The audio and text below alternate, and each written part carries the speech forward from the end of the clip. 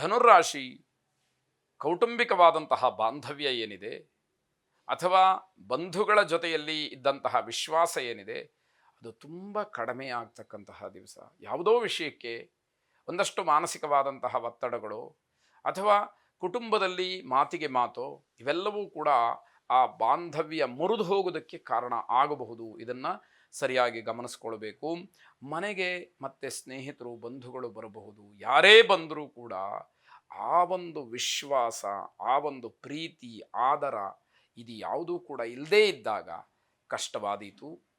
ಮಾನಸಿಕವಾಗಿ ಹಿಂಸೆಯನ್ನು ಪಟ್ಟುಕೊಂಡು ಕೇವಲ ತೋರ್ಪಡಿಕೆಗೋಸ್ಕರವಾಗಿ ಬಂದಂಥವರಿಗೆ ಸತ್ಕಾರ ಮಾಡಿದರೆ ಅದು ಯಾವ ಪುರುಷಾರ್ಥಕ್ಕೆ ಅನ್ನುವಂಥದ್ದಾಗತ್ತೆ. ವಿದ್ಯಾರ್ಥಿಗಳು ಮತ್ತು ನೌಕರರು ತುಂಬ ಪರಿಶ್ರಮವನ್ನು ಪಡಬೇಕಾದಂತಹ ದಿವಸ.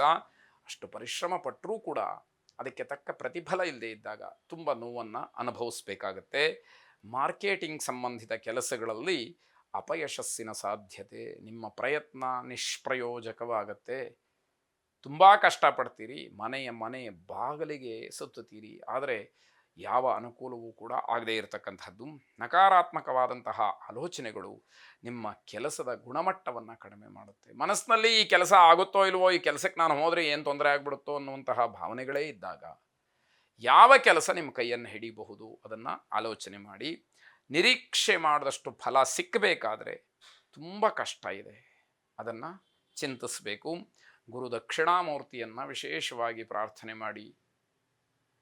ಮೇಧಾ ದಕ್ಷಿಣಾಮೂರ್ತಿ ನಿಮಗೆ ವಿಶೇಷವಾದಂತಹ ಬುದ್ಧಿಶಕ್ತಿಯನ್ನು, ಮೇಧಾಶಕ್ತಿಯನ್ನು ಕರುಣಿಸಿ ನಿಮ್ಮೆಲ್ಲ ಕೆಲಸಗಳಲ್ಲಿ ಜಯಶೀಲರನ್ನಾಗಿ ಮಾಡಲಿ ಅಂತ ಹೇಳಿ ನಿಮ್ಮ ಪ್ರಾರ್ಥನೆ ಇರಲಿ. ಶುಭವಾದ. ಮಕರ ರಾಶಿ ಪ್ರೇಮಿಗಳಿಗೆ ಹಲವಾರು ರೀತಿಯ ಅಡೆತಡೆಗಳು ಬರುತ್ತೆ. ಆದರೆ ನಿಮ್ಮ ಸಾಮರ್ಥ್ಯ ಅದೆಲ್ಲವನ್ನು ನಿಭಾಯಿಸ್ತಕ್ಕಂತಹ ಶಕ್ತಿ ಅಪರಿಮಿತವಾಗಿರುತ್ತೆ. ಅದರ ವಿನಿಯೋಗದಿಂದ ನೀವು ಹೊರಬರ್ತೀರಿ ಅಂತ ಹೇಳಿ ತಿಳಿಬೇಕು. ವಿದ್ಯಾರ್ಥಿಗಳು ಎಷ್ಟೇ ಕಷ್ಟಪಟ್ಟರೂ ಕೂಡ ಸಂಕಷ್ಟ ತಪ್ಪಿದ್ದಲ್ಲ. ಈ ದಿವಸ ಅದನ್ನೆಲ್ಲ ಅನುಭವಿಸಲೇಬೇಕು ಅನ್ನುವಂಥದ್ದು. ಬೇರೆಯವರ ತಪ್ಪುಗಳನ್ನು ಹುಡುಕಿ ಹೇಳುವ ಬದಲು ಅಷ್ಟು ನಿಮಗೆ ಸಲಿಗೆ ಸ್ವತಂತ್ರ ಇದೆ ಅಂತಾದರೆ ಅವರ ತಪ್ಪನ್ನು ತಿದ್ದಿ ಸರಿಪಡಿಸಿ, ಅದು ಅನುಕೂಲಕರವಾದಂಥದ್ದು. ಉದ್ಯೋಗ ಬದಲಾವಣೆ, ಸ್ಥಾನ ಪಲ್ಲಟ ಇದೆಲ್ಲದಕ್ಕೂ ಕೂಡ ಈ ದಿವಸ ಅವಕಾಶಗಳಿದೆ, ಆ ಸೂಚನೆಗಳಿದೆ.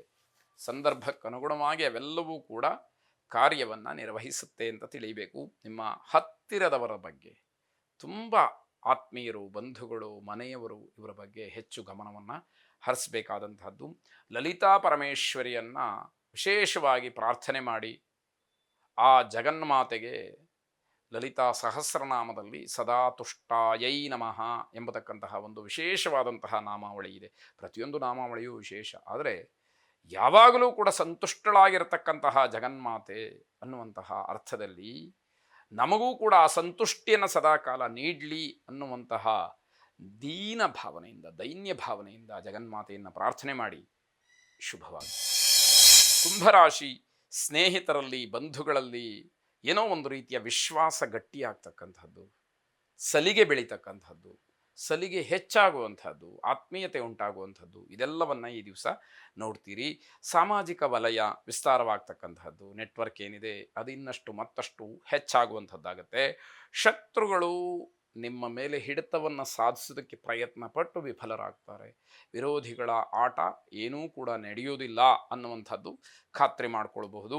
ಸರ್ಕಾರಿ ಕೆಲಸಗಳೇನಾದರೂ ಇದ್ದರೆ ಅದೃಷ್ಟವಶಾತ್ ಇವತ್ತವೆಲ್ಲ ಪೂರ್ಣವಾಗುವಂತಹ ಒಂದು ಅವಕಾಶ ನಿಮಗಿದೆ. ಅದನ್ನು ಯೋಗ ಅಂತ ಹೇಳಬೇಕು, ಅಥವಾ ನಿಮ್ಮ ಅದೃಷ್ಟ ಅಂತ ಹೇಳಬೇಕು, ಅಥವಾ ಭಗವಂತನ ಅನುಗ್ರಹ ಅಂತ ಹೇಳಬೇಕು. ಯಾವ ಪದದಿಂದ ಬೇಕಾದರೂ ಕೂಡ ನೀವು ಅದನ್ನು ವಿಶ್ಲೇಷಣೆ ಮಾಡಿಕೊಳ್ಬಹುದು. ಕಾರ್ಯಕ್ಷೇತ್ರದಲ್ಲಿ ಮಿತಿಮೀರಿದಂತಹ ಅನಾಹುತಗಳು ನಿಮ್ಮ ನಿಯಂತ್ರಣಕ್ಕೆ ಬರುತ್ತೆ. ಏನೋ ತೊಂದರೆಗಳಾಗ್ತಾ ಇರುತ್ತೆ, ಅದೆಲ್ಲವನ್ನು ನೀವು ಗುರುತಿಸ್ತೀರಿ, ಅದಕ್ಕೆಲ್ಲ ಕಡಿವಾಣ ಹಾಕ್ತೀರಿ. ಅಲ್ಲಿ ನಿಮಗೆ ಉತ್ತಮವಾದಂತಹ ಒಂದು ಸ್ಥಾನ ಸಿಕ್ಕೋದಕ್ಕೆ ಅವಕಾಶವಾಗುತ್ತೆ. ನಿಮ್ಮ ಉದಾರವಾದಂತಹ ವರ್ತನೆ ಏನಿದೆ ಅದು ನಿಮಗೆ ಅನುಕೂಲ ಮಾಡಿಕೊಡುತ್ತೆ. ಎಲ್ಲೂ ಕೂಡ ಸ್ವಾರ್ಥಪರವಾಗಿ ಯಾವ ಕೆಲಸವನ್ನು ಮಾಡದೇ ಇದ್ದಾಗ ಜನ ಹೊಟ್ಟೆ ಕಿಚ್ಚಿಗಾದರೂ ಒಪ್ಕೊಳ್ಬೇಕಾಗತ್ತೆ.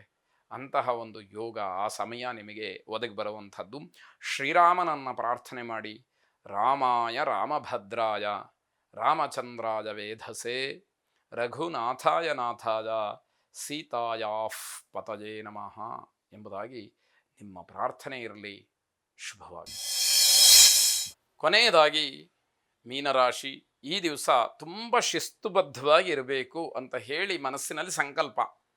ಆದರೆ ಯಾವ ಕಾರಣಕ್ಕೂ ಕೂಡ ಅದನ್ನು ನೆರವೇರಿಸೋದಕ್ಕೆ ಆಗದೇ ಇರುವಂತಹ ಅಡ್ಡಿ ಆತಂಕಗಳು, ಸಮಸ್ಯೆಗಳು, ಅಡೆತಡೆಗಳು ನಿಮಗೆ ಎದುರಾಗುವಂಥದ್ದಾಗತ್ತೆ.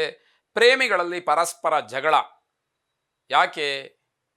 ನಾನು ಹೇಳಿದ್ದು ಸರಿ, ನಾನು ಹೇಳಿದ್ದೂ ಸರಿ, ಈ ಒಂದು ವಿಚಾರಕ್ಕೆ ಹೆಚ್ಚಿನ ಜಗಳ ಆಗ್ತಕ್ಕಂಥದ್ದು. ನಿಮಗೆ ಬೇಕಾದಷ್ಟು ವಿರಾಮ ಅಥವಾ ಸಮಯ ಅಂತಕ್ಕಂಥದ್ದಿರುತ್ತೆ, ಆದರೆ ದಿನಪೂರ್ತಿ ವ್ಯರ್ಥವಾಗುತ್ತೆ. ಕಾರಣ, ಉತ್ತಮವಾದಂತಹ ಕೆಲಸಕ್ಕೆ ಆ ಸಮಯವನ್ನು ವಿನಿಯೋಗ ಮಾಡಿಕೊಳ್ಳದೇ ಇರತಕ್ಕಂಥದ್ದೇ ಆಗುವಂಥದ್ದು. ವಿನಾಕಾರಣ ಬೇಡದೇ ಇರತಕ್ಕಂತಹ ವಿಚಾರದಲ್ಲಿ ತಲ್ಲೀನರಾಗಿ ಸಮಯವನ್ನು ಹರಣ ಮಾಡಿಕೊಳ್ತಕ್ಕಂಥದ್ದು. ವ್ಯವಹಾರದಲ್ಲಿ ದುರ್ಬಲವಾದಂತಹ ಅಂಶಗಳನ್ನು ಒಂದಷ್ಟು ಗುರುತಿಸಿ ಸರಿಪಡಿಸ್ಕೊಳ್ಬೇಕಾದಂಥದ್ದಿರುತ್ತೆ, ಆದರೆ ಆ ಪ್ರಯತ್ನಕ್ಕೆ ಹೋಗುವುದೇ ಇಲ್ಲದೆ ಇರತಕ್ಕಂಥದ್ದು. ಸಾರ್ವಜನಿಕವಾದಂತಹ ಕೆಲಸಗಳಲ್ಲಿ ಭಾಗಿಗಳಾಗೋದಕ್ಕೆ ಅವಕಾಶ ಇರುತ್ತೆ, ಅದು ಒಳ್ಳೆಯದು, ಆದರೆ ಹೋಗಬೇಕಲ್ಲ, ಮನಸ್ಸು ಬೇಕಲ್ಲ, ಅದೆಲ್ಲವನ್ನು ಗಮನಿಸ್ಕೊಳ್ಳಿ. ಏಕಾಂತದಲ್ಲಿ ಕುಳಿತು ಆತ್ಮಾವಲೋಕನವನ್ನಾದರೂ ಮಾಡಿಕೊಳ್ಳಬಹುದು, ಅದಕ್ಕೂ ಅವಕಾಶ ಇದೆ, ಆದರೆ ಮಾಡಿಕೊಳ್ಳೋದಿಲ್ಲ. ಸರಿತಪ್ಪುಗಳ ಬಗ್ಗೆ ವಿವೇಚನೆ ಮೂಡಬೇಕು ಅಂತಾದಾಗ ನಿಮ್ಮಷ್ಟಕ್ಕೆ ನೀವು ನಿಮ್ಮನ್ನೇ ಒಂದು ಸಾರಿ ಪರೀಕ್ಷೆಗೆ ಒಳಪಡಿಸ್ಕೊಳ್ಬೇಕು, ಅದರ ಬಗ್ಗೆ ತಿಳಿಬೇಕು. ನಿಮ್ಮ ತಪ್ಪನ್ನು ಯಾರೋ ತಪ್ಪು ಅಂತ ಹೇಳೋದಕ್ಕೆ ಮುಂಚೆ ನೀವೇ ಅದನ್ನು ಅರಿತರೆ ಅದಕ್ಕೆ ಬೆಲೆ, ಅದನ್ನು ತಿದ್ದುಕೊಂಡ್ರೆ ಇನ್ನಷ್ಟು ಬೆಲೆ ಹೆಚ್ಚಾಗ್ತಕ್ಕಂಥದ್ದು. ಕುಲದೇವತಾ ಪ್ರಾರ್ಥನೆಯನ್ನು ಮಾಡಿ. ಶುಭವಾಗಿ.